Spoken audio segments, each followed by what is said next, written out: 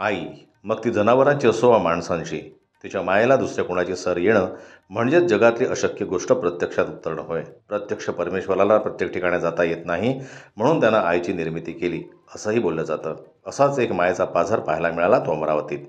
मायेचा पाझर आणि त्यातील अस्सल वेदना काय असते हे पाहायचं असेल तर अमरावतीत काल रात्री घडलेली ही घटना जरूर पहा.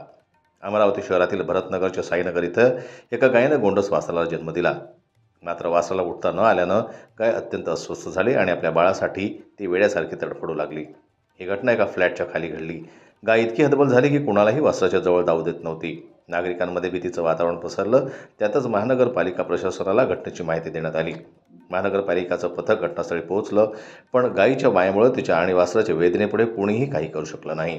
3 तास प्रयत्न करूनही गायीला ट्रकमध्ये बसवता आलं नाही.